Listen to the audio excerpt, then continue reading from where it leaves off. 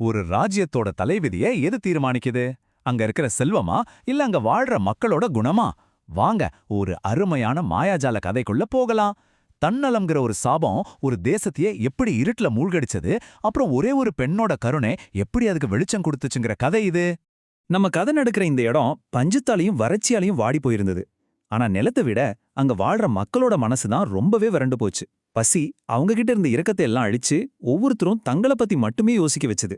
இந்த மாதிரி ஒரு மோசமான சூழ்நிலை தான் ஒரு விசித்திரமான சாபம் பரவுது. பசியால உடம்பு முடியாதவங்க சாகல, ஆனா அதுக்கு பதிலா சின்ன சின்ன பறவைகளா மாறி அவங்க வீட்டையே விட்டு பறந்து போயிடுறாங்க. சரி, இந்த கதையை நாம 5 பகுதியா பார்க்க போறோம்.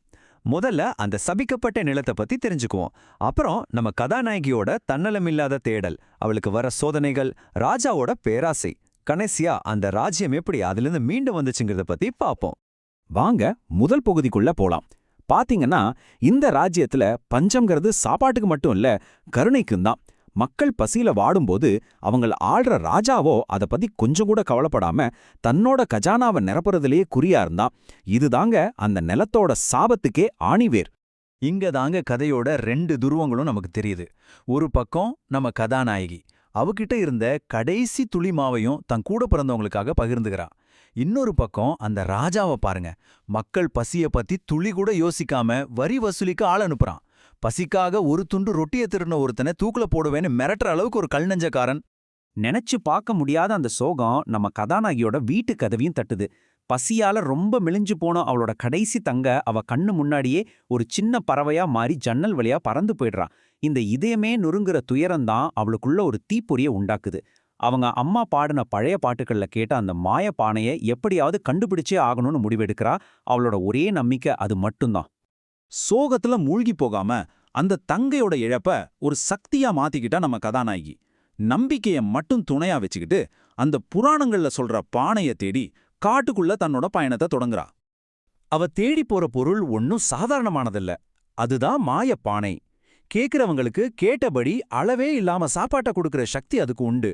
ஆனா அதுவே ஒரு ஆபத்தான சக்தியும் கூட. எப்ப மனுஷங்க பேராசையில மூழ்கினாங்களோ அப்போ ஒரு சூனியக்காரி அந்த பானைய உடைச்சி மறைச்சு வச்சுட்டா. நல்லவங்க கையில இருந்தா அமிர்தம், கெட்டவங்க கைக்கு போனா அதுவே விஷம். அவளோட பயணத்தோட முதல் அடியே ஒரு பெரிய சோதனை தான். காட்டுல ஒரு வயசான பாட்டி மாதிரி வேஷம் போட்டிருந்த சூனியக்காரிய சந்திக்கிறா. அவளே பசியில இருந்தாலும் தனக்கு கிடைச்ச கொஞ்ச நஞ்ச கொட்டைகளா அந்த பாட்டி கிட்ட பகிர்ந்துக்கிறா. அவளோட அந்த தூய்மையான கருணையை பார்த்த சூனியக்காரி அவளுக்கு பானையோட முதல் உடைந்த துண்டை பரிசா கொடுக்கறாங்க. இதுதான் அவளோட நம்பிக்கைக்கு கிடைச்ச முதல் வெற்றி. இதே நேரத்துல அரண்மனையில இன்னொருத்தர் கதைக்குள்ள வர்றார், ராஜாவோட தம்பி. ஆனா அவன் ஒரு வீரனை போல வரல. கடன் கொடுத்தவங்க கிட்ட இருந்து தப்பிக்க பணத்துக்காக எதையும் செய்ய துணிஞ்ச ஒரு சுயநலவாதியா தான் வர்றான். அவனோட பயணமும் சோதனைகள் நிறைஞ்சதா தான் இருக்க போகுது. இப்போ வாங்க 3வது பகுதிக்குள்ள போகலாம். அந்த மாயப்பானைய பத்தி கேள்விப்பட்டதும் பேராசைக்கார ராஜாவோட கண்ணுல ஒரு மின்னல். தன்னோட தம்பியோட கடன் பிரச்சனைய தனக்கு சாதகமா பயன்படுத்திக்கிறான். அவனோட கடனையெல்லாம் நான் அடைக்கிறேன்னு சொல்லி நம்ம கதாநாயகிய பின்தொடர்ந்து அந்த பானைய திருடிட்டு வர அனுப்புறான். ஆனா அந்த பானைய முழுசா அடையிறது அவ்வளோ சுலபம் இல்ல. நம்ம கதாநாயகி 3 சோதனைகளை தாண்டி வரணும். ஒவ்வொரு சோதனையும் அவளோட குணத்தை எடை போடுற மாதிரி இருந்துச்சு. முதல் துண்டு கருணைக்காக கிடைச்சது. அடுத்த 2க்கும் அவளோட தைரியமோ தியாக மனப்பான்மையும் தேவைப்பட்டது. ஏன்னா அவ்வளோ பெரிய சக்தியை ஆள்றதுக்கு தகுதி வேணும் இல்லையா? அவளோட 2வது சோதனை உடலையும் மனசையும் சோதிக்கிற மாதிரி இருந்துச்சு. அவ ஏற வேண்டியது சொர்க்க சிகரம். ஆனா அது சாதாரண மலை அல்ல, அது ஒரு பேசும் மலை. அவளை தடுக்கிறதுக்காக பாறைகளை உருட்டி விட்டும் நிலத்தை அதிர வச்சும் பயமுறுத்துச்சு. ஆனாலும் தன் மக்களோட பசியான முகத்தை நினைச்சுக்கிட்டு எல்லா வலியும் பொறுத்துக்கிட்டு முன்னேறி போனான். இப்போதான் அவளுக்கு கடைசி, அதுவும் ரொம்ப கடினமான சோதனை வருது. கடைசி துண்டோட பாதுகாவலர் அவ முன்னாடி 2 வாய்ப்புகளை வைக்கிறார். ஒரு பக்கம் பறவையா மாறிப்போன அவளோட குடும்பம் மறுபடியும் மனுஷங்களா அவ முன்னாடி நிக்கிறாங்க. இன்னொரு பக்கம் உலகத்துக்கே சாப்பாடு போடக்கூடிய அந்த மாயப்பானை. நீங்களே சொல்லுங்க, சொந்த சந்தோஷமா இல்ல உலகத்தோட நலனா? இது எவ்வளோ கஷ்டமான ஒரு தேர்வு. ஆனா நம்ம கதாநாயகி ஒரு நொடி கூட தயங்கல. நேரா அந்த பானையாத்தான் தேர்ந்தெடுத்தா. தன்னோட சொந்த மகிழ்ச்சி, தன்னோட குடும்பம்னு எல்லாத்தையும் தன் மக்களுக்காக தியாகம் செஞ்சா. இந்த ஒரு செயல் அந்த மாயப்பானையோட சக்தியை கையாளும் தகுதி அவளுக்கு மட்டும்தான் இருக்குன்னு இந்த உலகத்துக்கே நிரூபிச்சது. எல்லா சோதனைகளிலும் ஜெயிச்சிட்டா. ஆனா விதி வேற மாதிரி விளையாடுச்சு. அவ தன்னோட தகுதியை நிரூபிச்ச அந்த நொடியிலேயே அந்த பானை திருடப்பட்டு பேராசையோட மறு உருவமா இருந்த அந்த ராஜா கிட்ட கொண்டு போகப்பட்டது. இங்கதாங்க கதையில பெரிய திருப்பமே. ராஜாவுக்கு பானை கிடைச்சிடுச்சு. ஆனா அத கட்டுப்படுத்துற ரகசியம் அவனுக்கு தெரியல. அந்த மந்திர வார்த்தைகள் தெரியாமலேயே தன்னோட பேராசையில சமை அப்படின்னு கட்டளையிடுறான். அவனோட தம்பியும் கூட்டாளிகளும் அந்த தப்புக்கு துணை போறாங்க.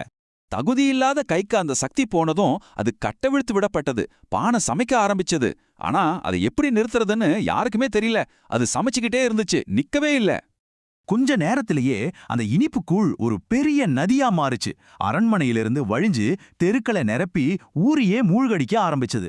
இது வெறும் உணவு வெள்ளம் இல்ல, இது அந்த ராஜாவோட பேராசையோட உருவம். அது அவனோட ராஜ்யத்தையே அழிக்கப் போகுது.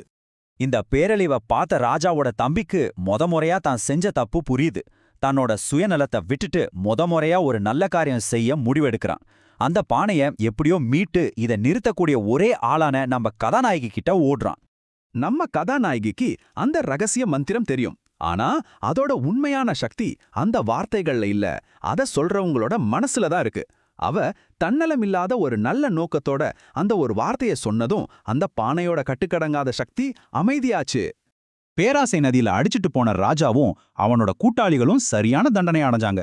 அந்த சூனியக்காரி மறுபடியும் தோன்றி அவங்களோட பேராசைக்கும் சின்ன புத்திக்கும் ஏத்த மாதிரி அவங்கள கோழிகளா மாத்திடுறாங்க. கெட்டவங்களுக்கு தண்டனை கிடைச்சதும் அந்த ராஜ்யத்துல ஒரு அற்புதம் நடந்துச்சு. சூனியக்காரி அந்த பழைய சாபத்தை நீக்குனாங்க. பறவைகளா மாறின எல்லாரும் கதாநாயகியோட அம்மா தங்கை உட்பட மறுபடியும் மனுஷங்களா அவங்க குடும்பம் முன்னாடி வந்து நின்னாங்க. மனிதநேயம் அந்த ராஜ்யத்துல மறுபடியும் உயிர் பெத்துச்சு. பஞ்சம் ஒரு முடிவுக்கு வந்துச்சு. இப்போ சரியான தகுதியான கைகள் இருந்த அந்த மாய பானை பேராசையோட சின்னமா இல்லாம ஒற்றுமைக்கும் அன்புக்கும் ஒரு கருவியா மாறுச்சு. கதாநாயகியும் மனம் திருந்தின ராஜாவோட தம்பியும் சேர்ந்து அந்த ராஜ்யத்துக்கு அமைதியையும் செழிப்பையும் திருப்பி கொண்டு வந்தாங்க. ஆக இந்த கதை நம்மகிட்ட ஒரு முக்கியமான கேள்வியை விட்டுட்டு போகுது. உண்மையான சக்திங்கிறது நாம சம்பாதிக்கிறதுல இருக்கா, இல்ல மத்தவங்களுக்காக விட்டு கொடுக்கறதுல இருக்கா?